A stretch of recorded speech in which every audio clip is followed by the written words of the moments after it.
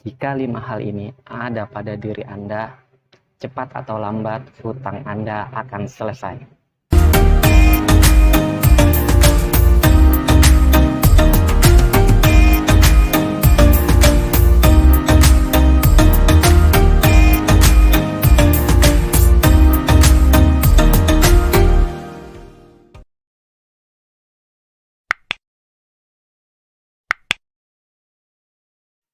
Yang pertama, niat yang kuat.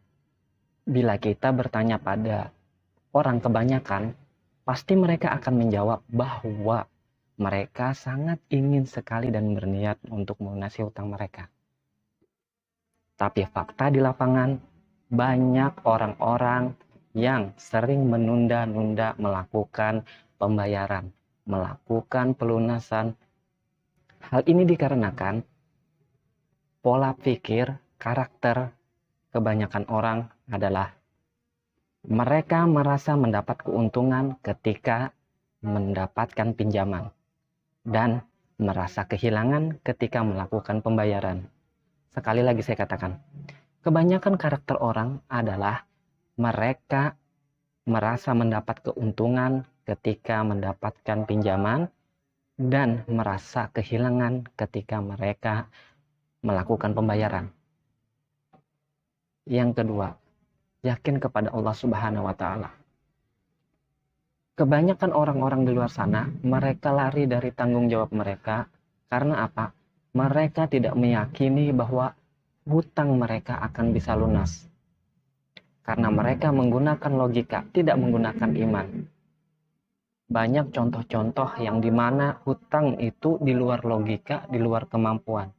Misalkan, saya punya hutang sekitar 1 miliar, kemudian dengan gaji 3 juta rupiah. Jika kita konversikan, saya harus menyicil 3 juta rupiah, mungkin akan selesai 15, 20, bahkan sampai 30 tahun. Nah, hal-hal inilah yang menyebabkan orang tidak yakin, karena mereka selalu menggunakan logika. Padahal Allah Subhanahu wa Ta'ala berjanji bahwasanya semua masalah itu dapat terselesaikan, dan barang siapa berdoa kepada Allah, berdoa kemudian melakukan amal-amal kebaikan, Allah akan kasih jalan yang tidak diduga-duga. Ketiga, iktikat baik. Nah, iktikat baik ini adalah teman-teman berusaha terus berkomunikasi kepada sahabat, orang yang telah meminjamkan teman-teman berupa uang atau apapun itu. Kebanyakan dari orang-orang seringkali merasa tidak enak, bahkan mereka menghindar bertemu dengan seseorang yang mereka punya tanggung jawab untuk melakukan pembayaran.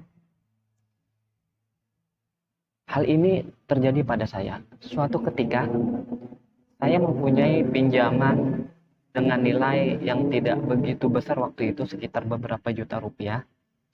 Kemudian karena saya punya itikat baik dan orang tersebut tidak pernah menelpon, tidak pernah WA, tidak pernah inbox saya, tapi saya merasa punya itikat baik, tanggung jawab, saya mencoba me-WA beliau. Dalam WA tersebut saya katakan, mohon maaf Bapak, Ibu, saya punya pinjaman kepada Anda sekian. Sampai sekarang saya tidak bisa mengembalikannya karena keadaan saya yang tidak memungkinkan. Mohon doakan saya agar apa yang saya lakukan, usaha yang saya jalani saat ini menghasilkan keberkahan, menghasilkan keuntungan sehingga saya bisa melakukan pembayaran. Sekali lagi saya mengakui kesalahan saya karena saya selama ini tidak memberi kabar, tetapi percayalah saya tidak akan pernah kabur dari tanggung jawab. Karena tidak mungkin saya menggadaikan akhirat saya demi dunia saya. Nah, ketika itu, tidak lama kemudian beliau membalas bahwasanya, Pak Agus, hutang yang Anda punya kepada saya saat ini dengan izin Allah saya halalkan, saya lunaskan, tidak perlu dibayar. Ini adalah kejadian yang sering kita dengar, tidak hanya saya mengalami, mungkin teman-teman yang lain Dengan iktikat baik itu, orang lain akan melihat kita serius atau tidak. Orang akan melihat karakter kita. Ketika kita serius, beriktikat baik, Allah akan menggerakkan hati orang-orang yang meminjamkan kita itu.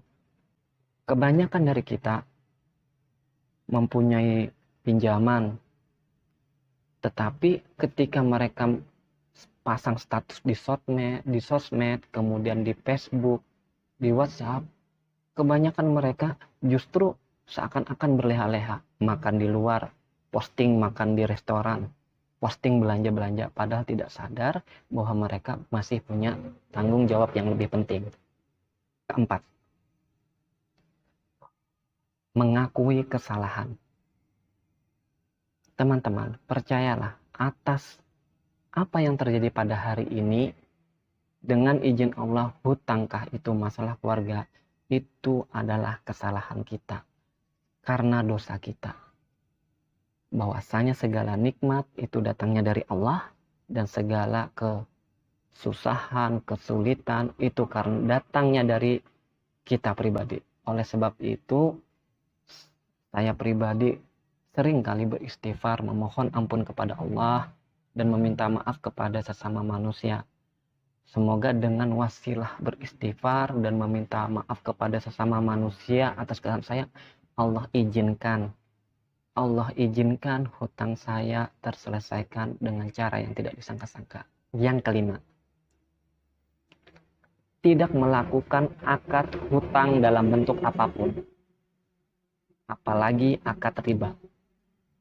Nah, kebanyakan orang-orang ketika melakukan hutang selesai di sini, maka kebanyakan mereka akan membuka akad lagi. Mungkin kita pernah melihat atau mendengar seseorang yang mungkin mereka kredit motor, ketika motornya mau lunas, mereka jual motor tersebut, mendapatkan uangnya dijadiin DP lagi dengan motor yang baru. Nah, inilah hal-hal yang tidak perlu kita lakukan dan bahkan menyebabkan hutang kita tidak pernah terselesaikan. Kita termakan gengsi, kita termakan iklan yang kita ketika melihat ingin terlihat kaya atau terlihat lebihlah daripada orang. Lebih baik ketika kita lunas hutang, kita tidak membuka akad apapun itu. Semoga dengan video materi hari ini, Allah kasih jalan keberkahan terus dalam hidup kita. Bagi teman-teman yang ingin mendapatkan materi-materi selanjutnya, jangan lupa untuk di-subscribe. Karena dengan subscribe ini, teman-teman akan mendapatkan notifikasi, mendapatkan insya Allah kebaikan. Karena insya Allah saya akan terus mengupload materi-materi, konten-konten yang bersifat positif, bersifat kebaikan. Akhir kalam, wassalamualaikum warahmatullahi wabarakatuh.